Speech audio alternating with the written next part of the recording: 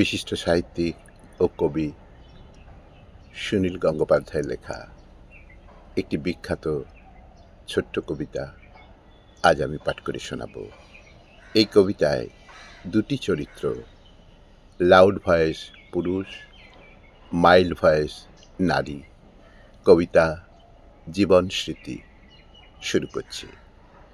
তোমার ছিল স্বপ্ন দেখার অসুখ, তুমি আপন মনে কথা বলতে। তোমার ছিল বিষম দুঃখ, তুমি কখনো নদীর পাড়ে একলা যাওনি।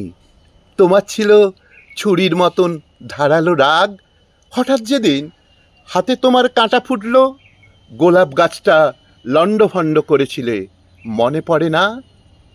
শুধু কি তাই? প্রজাপতির ডানা ছিঁড়েছি, কত খেলনা কেড়ে নিয়েছি, অন্তত 3 ডজন কাঁচের বাসন ভাঙা, সব মিলিয়ে। নিষ্ঠুরতায় এখনো তুমি কম যাও না, বিদায় শব্দ কঠিনভাবে বলতে পারো। রুমাল দিয়ে মুখ মুছলেই মিলিয়ে যায় অনেক স্মৃতি। তোমার ছিল দয়ার শরীর, সারা জীবন ভালো না বেশে দয়া দেখালে, লাজুকতার আড়ালে এক অহংকারী। ভালোবাসা তো পারস্পরিক, আমাকে কেউ ভালোবাসেনি।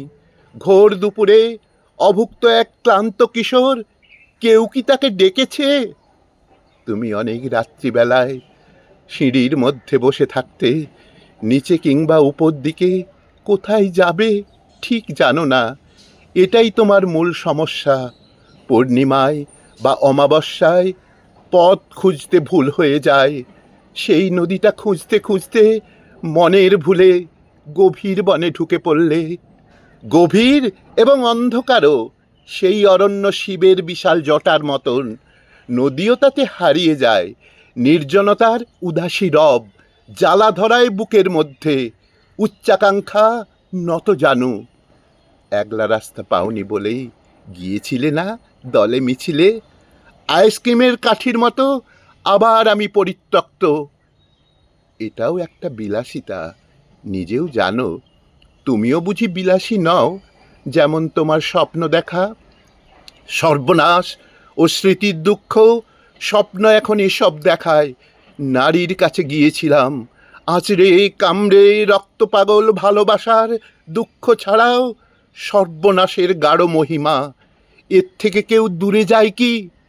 এক এক সময় নেশার মতন দূরের দিকে চোখ ঠেকে যায়। দূরত্বকে শান্তি বলে মানতে হঠাৎ ইচ্ছে করে।